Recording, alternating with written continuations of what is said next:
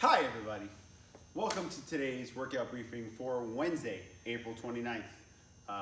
Let's get to it. Starting with the warm-up, we have an 8-minute AMRAP of 20 jumping jacks, 8 tempo pike push-ups, 10 squats, and 12 sit-ups. Jumping jacks are jumping jacks. All right, the tempo pike push-ups, you're gonna set yourself up in a downward dog type position. You're gonna tuck the chin and you're gonna send the elbows back towards your knees, okay? Very important that they don't go out. You want them down, back towards your knees, okay? Slowly lowering your head down to the ground and then back up, okay? You don't necessarily have to do a 5 count. You just want a controlled lowering and then back up. If you are not comfortable in that pike position push-up, then you can just do a regular tempo push-up, either on your toes, slowly lowering yourself down with the elbows pointed towards the feet, and then firing back up, or from the knees, slowly lowering yourself down, and then coming back up, okay? I don't do push-ups on my knees left. Okay, 10 squats, 12 sit-ups. You guys know those. If you don't by now, you should. Okay, so moving on to the strength and technique. This is going to take a little bit of explaining, okay? What we have here is we have a way to calculate reps for strict press, okay? I'm gonna skip all this stuff and then get down to the meat of it, which is here, and I'll talk about what we're doing, okay? So, strict press. If we had a barbell, what you would do is you would set your feet right underneath your hips. You would be in that front rack position, elbows at a 45-degree angle. You move your head out of the way, you squeeze your glutes, you press that bar up overhead, you shoot your head through your arms, okay? That is the strict press, okay? If you're using a dumbbell and or kettlebell, okay, not at the same time, just one at a time, you'll be strict pressing, same thing, feet underneath the hips, squeezing the glutes, chest is down in that straight up and down position, not leaning back, okay? So think about if you were like crushing a can between your rib cage and your hip bone, okay? So you're gonna be in that position, locked out. If you have a dumbbell, you're going to press up overhead and then bring back down, pressing, and then bring back down. Same thing with the kettlebell, pressing up overhead and then back down, pressing and then back down from that front rack position, okay? Get the head out of the way, bring it back through, okay? So here comes the hard part. How are we gonna calculate reps? Obviously, we don't have a 1 rep max. We can't go for a weighted 1 rep max. We're gonna go for a one rep max. So what we're gonna do is we're gonna calculate a max effort set. So whether it's the dumbbells or a dumbbell, or actually if you have 2 dumbbells, you can use 2 dumbbells. Totally cool. Think about it as just you would a barbell, okay? You're gonna do a max effort set, however many you can do while keeping good form in a row, okay? What you wanna shoot for is more than 10. Okay, so you want to pick a weight that you can do more than 10. If all you have is, let's say, a 53-pound kettlebell, and you're trying to do 10, you can only get through 8, find something lighter, all right? Find something around the house. Even if you want to just do a PVC to the point of exhaustion, that would be a lot, but you can do it, all right? So find something where you can get somewhere in that higher than 10, let's say less than 25 kind of range. That's what you want to be shooting for. All right, so you're gonna find that max effort set, whatever that number is. If you're doing right arm, left arm, let's say the left arm you can only get a little, like 2 less than the right arm, you're gonna use the number for the left arm. You're gonna use the lowest number. What you're gonna do is you're gonna find 80% of that 1 rep max, okay? And that's the reps. So let's say you did 10 reps, your 80% would be 8 reps, okay? So you're gonna do 2 sets of 8 reps. If you're doing 1 arm, it's per arm. If you're doing a barbell, it's just 8 reps. Total, okay?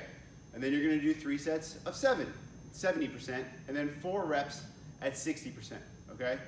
Or 4 sets of 60% reps, okay? I know it's confusing. Please reach out if you have any questions. There's a lot of text there that should walk you through and explain it with examples. But like I said, if you have any questions, let us know. We're just trying to find out. Everybody's gonna be different. We want you guys to get that good pressing work in today and get enough reps that it actually is gonna feel like you did something, okay? So that is our strength and technique for today. Moving on to the workout. Today's workout is a fun one. It is 22, 16, 10 sumo deadlifts and kettlebell taters. What are those asterisks, you ask? let me tell you, those are 10 burpees, okay? So you're going to start the workout with 10 burpees. Then you're going to do 22 sumo deadlifts and 22 kettlebell taters. Then you're going to do 10 burpees. Then you're going to do 16 sumo deadlifts and 16 kettlebell taters. Then 10 burpees, then 10 sumo deadlifts, 10 kettlebell taters, and then 10 burpees, okay? So the workout begins and ends with 10 burpees, and there's 10 burpees in between each of the rep sets, okay? So with those sumo deadlifts, if you have a kettlebell, you're setting your feet outside, about shoulder width apart, soft bend in the knees, you're sending the butt back, keeping the chest up, tapping that kettlebell to the ground, okay? Those are your deadlifts. If you have a dumbbell, same thing with the dumbbell, tapping, coming back up, tapping, coming back up, and then obviously, if you have a backpack, you can do a backpack. Also, if you have a barbell, you can do a sumo deadlift with a barbell, okay? Same thing, same grip, tapping those plates to the ground, and then back up, okay? Then you're gonna do a kettlebell tater. If you guys don't know what that is by now, it is a Russian kettlebell swing with the goblet squat. Russian kettlebell swing with the goblet squat, rotating your hands and catching that bell. If you don't feel comfortable with catching your kettlebell, you can always grab that kettlebell by the handle in this position. So you're swinging, squatting, swinging, squatting, okay? If you're using a dumbbell, what you're gonna do is a hang power clean, okay? So you take that dumbbell, you're gonna hold it in this position, here, hang power clean, there, hang power clean, squat clean, hang squat clean, hang squat clean. Oh, all right, so hang, full squat clean. So just like the tater where you're getting that full squat, you're getting a full squat with the dumbbell. All right, if you're using a barbell, you can do a hang squat clean with the barbell. So here, popping that up into a squat clean. Okay. Questions? Shout out. What? No? Okay. Moving on to the core work.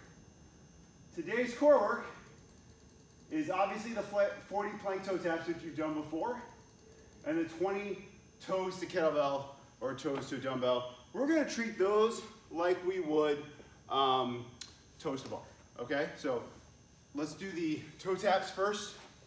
You're either in this plank position or you're in this plank position, whichever you find more challenging, and then you're doing 40 of those toe taps, okay? When it comes to the toes to kettlebell, you're gonna go full layout with that kettlebell or dumbbell overhead, okay?